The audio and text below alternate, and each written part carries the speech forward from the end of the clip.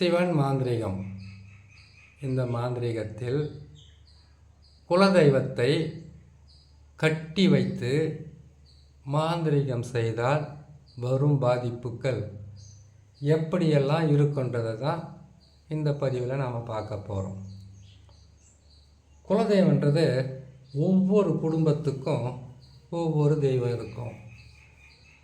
அந்த தெய்வங்களை பார்த்திங்கனாக்கா ஒரு சிலருக்கு முனீஸ்வரனாக இருக்கும், ஒரு சிலருக்கு கருப்பண்ண சாமியாக இருக்கும், ஒரு சிலருக்கு காட்டேரி, ஒரு சிலருக்கு பெருமாள், முருகப்பெருமாள்.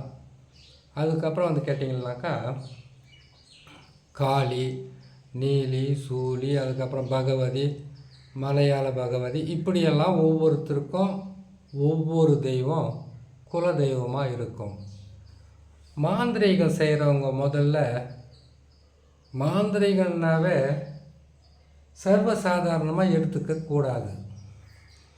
மாந்திரீகத்தில் ஒருத்தரை அழிக்கணும், ஒருத்தரை கெடுக்கணும், ஒரு குடும்பத்தை நாசம் செய்யணுன்னாக்கா அதுக்கு முதல்ல குலதெய்வம் பேரை கேட்பாங்க. குலதெய்வம் பேரை கேட்டு அந்த பேரை ஒரு தகடில் எழுதுவாங்க. அந்த தகடு இந்த மாதிரி கோல்டு கவரிங் தகடாக இருக்கலாம், இல்லை செம்பு தகடாக இருக்கலாம், இல்லை இவங்களுக்கு வந்து மொரி தகடு, தாமரை தகடு, இரும்பு தகடு, ஏன் பனைமரத்தினுடைய அந்த ஓலையிலையும் செய்யலாம், எருக்க இலையில் கூட செய்யலாம். குலதெய்வத்தை கட்டி வைக்கிறது மாந்திரீகத்தில் வந்து ஒவ்வொருவருக்கும் மாந்திரீகத்தை செய்யணும்னா அதை கட்டி வச்சு தான் செய்ய முடியும். சரி, தெய்வங்களையே கட்டுற அளவுக்கு மாந்திரிகர்களுக்கு சக்தி இருக்குமா என்ற கேள்வி வரும். முடியும். ஒரு மாந்திரீகத்தை முறை பிரகாரம் கற்று அதற்குண்டான பீஜ மந்திரங்களை பிரயோகம் செய்து மாந்திரீகத்திற்கு தேவையான அஷ்ட கர்ம மையம் அவங்க கைவசம் வச்சுக்கிட்டு மாந்திரீகத்தில் பூஜை புனஸ்காரங்கள் எந்தெந்த நாட்களில் எப்படியெல்லாம் செய்யணும்னு நினைக்கிறாங்களோ அது செய்யணுன்னா உடனுக்குடனே தான் முடியாது. ஆனால் பொறுமையாக ஒருத்தர் கற்று அதை பயன்படுத்துகிறாங்கன்னு கேட்டிங்கன்னாக்கா சிந்தாமல் சிதறாமல் அடித்து எல்லா தெய்வங்களுக்கு கூட கட்டுப்போட முடியும். தெய்வங்களுக்கெல்லாம் கட்டுப்போட முடியாதுங்க. யாரை பார்த்தாலும் போய் தான் சொல்லுவாங்கன்ற கேள்வி வரும், உங்கள்கிட்டையும் இருக்கலாம். ஒரு குலதெய்வத்தை கட்டி வைக்காமல் மாந்திரீகத்தை அவங்களுக்கு பயன்படுத்த முடியாது. அப்படி மாந்திரீகத்தை அவங்க பயன்படுத்தினாலும் முழுசாக அவங்களுக்கு பாதகத்தை செய்ய முடியாது. அதுக்கும் காரணம் இருக்குது. குலதெய்வம்னா ஒருவருடைய குலத்தை காப்பாற்றி வழி நடத்தக்கூடிய, அவர்கள் வந்து யாரை தெய்வமாக வணங்குறாங்களோ அவங்களுடைய முன்னோர்கள் வணங்கிய தெய்வத்தை அவங்க வணங்குறாங்க கேட்டிங்கனாக்கா அந்த குடும்பத்தையும் அந்த குலத்தையும் கட்டி காக்கக்கூடிய கடமை, பொறுப்பு அந்த குலதெய்வத்துக்கு உண்டு. ஏம்பா வருஷம் ஆச்சு, குலதெய்வத்துக்கு பூஜையே போடலையே, குலதெய்வத்தை போய் கும்பிட்டுட்டு வந்து தான் ஏதாச்சும் ஒரு நல்லதை செய்யணும். குலதெய்வத்தை நாம் கும்பிடாமல் எதையும் நாங்கள் செய்ய மாட்டோன்னு நிறைய பேர் சொல்கிறத நீங்கள் கேட்டு இருப்பீங்க. அப்படியே அவங்க எதுக்காக சொல்கிறான்னு கேட்டிங்கனாக்கா இறந்த முன்னோர்களும் குலதெய்வம் தான், அவங்க வணங்கின தெய்வமும் குலதெய்வம் தான். இந்த குலதெய்வத்தை கட்டி வைக்கிறதுனால எவ்வளவு கொடுமை வரும்ன்றதை பொறுமையாக சொல்கிறேன், கேட்டுக்குங்க. குலதெய்வத்தை கட்ட முடியுமான்ற கேள்விக்கு இவ்வளோ நேரம் பதில் சொல்லிக்கிட்டு வந்தேன். குலதெய்வத்தை கட்டி வைக்க முடியும். தகுந்த எந்திர மந்திர கரு உரு மாந்திரிகத்தால் முடியும். அதை கட்டி வச்ச உடனே வீட்டுக்குள்ளே குலதெய்வமோ முன்னால் இறந்தவங்களோ வீட்டுக்கு வர முடியாது.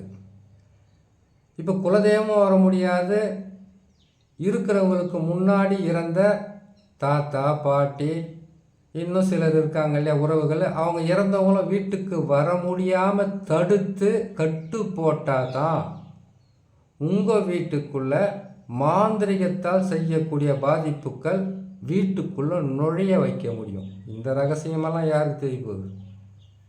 ஏதோ ஒன்று செய்யணும், எப்படியானா ஒன்று செய்யணும், அப்புறமா அது நடக்கல இது நடக்கல பெயர்படுவாங்க. சரிங்க, இருக்கட்டும். அதை கட்டி வச்ச உடனே வீட்டுக்குள்ளே பாருங்கள் மூதேவி அடிக்கும். எந்த வேலை மேலேயும் அக்கறை இருக்காது. வீட்டுக்குள்ளே சுப நிகழ்ச்சிகள் நடக்கிறது எல்லாமே தடையாக போகும். இப்போ உங்களுக்கு அடுத்தது நடக்க போகிறது நல்லதா கெட்டதா என்ன நடக்க போகுதுன்றதை கூட புரிஞ்சிக்க முடியாத ஒரு நிலைக்கு நீங்கள் வந்துடுவீங்க.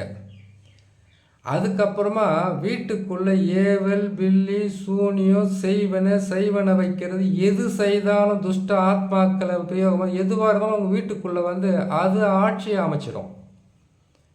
அப்போ பாருங்கள், நல்லா இருக்கிற குடும்பத்தில் நாசக்கார மாந்திரிகம் போய் சேர்ந்த உடனே குடும்பத்தையே சிதற தேங்காய் மாதிரி அடித்து உடச்சி மொத்த பேருமே தனித்தனியாக பிரிஞ்சு போவாங்க. இப்போது குலதெய்வத்தையும் இஷ்ட தெய்வத்தையும் கட்டி வைக்கிறது எதுக்கெல்லாம் செய்யணும்னு சொல்லியிருக்கேன்.